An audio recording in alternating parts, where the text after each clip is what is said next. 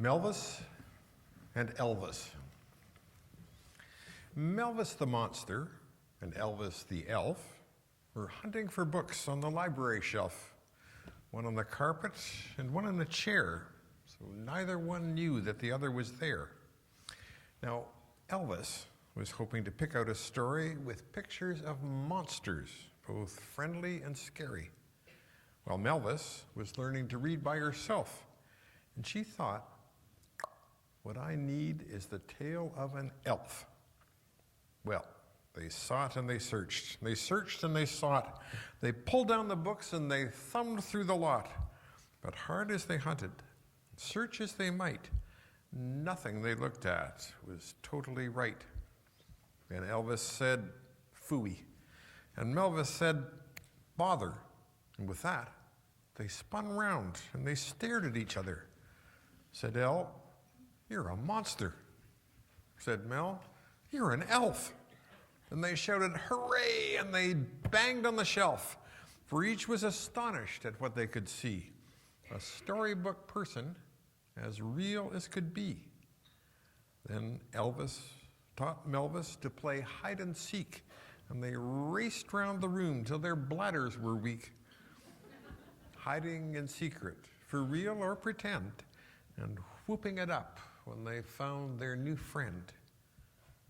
Till at last it was time for a quieter game, and Melvis taught Elvis to spell his own name. Then Melvis helped Elvis reach high in the shelves, and he pulled down a book about monsters and elves, and tucked in a corner, like bears in a den, they read it, and read it, and read it again. The ongoing topic of this conference, reading for the love of it, was clearly chosen with care.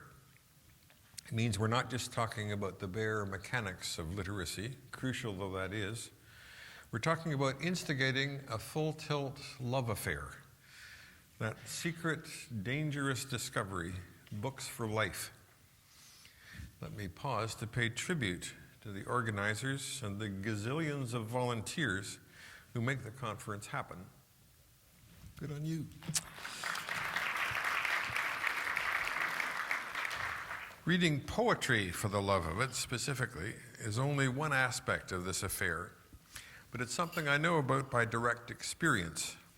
What I know is that writing poetry and reading poems by other poets is an utterly galvanizing part of being alive. Challenging, playful, exalting, sobering.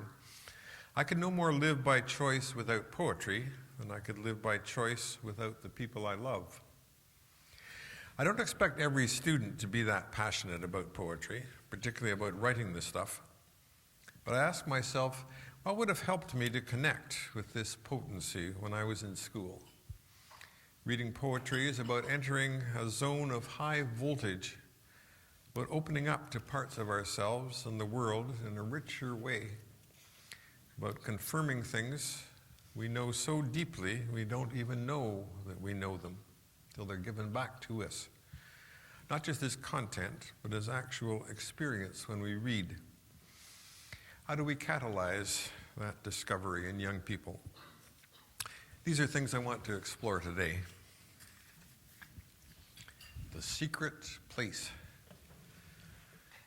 There's a place I go inside myself where nobody else can be. None of my friends can tell it's there. Nobody knows but me. It's hard to explain the way it feels, or even where I go.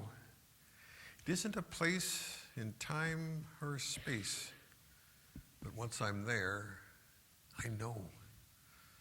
It's tiny, it's shiny, it can't be seen, but it's big as the sky at night. I try to explain, and it hurts my brain, but once I'm there, it's right. There's a place I know inside myself, and it's neither big nor small. And whenever I go, it feels as though I never left at all.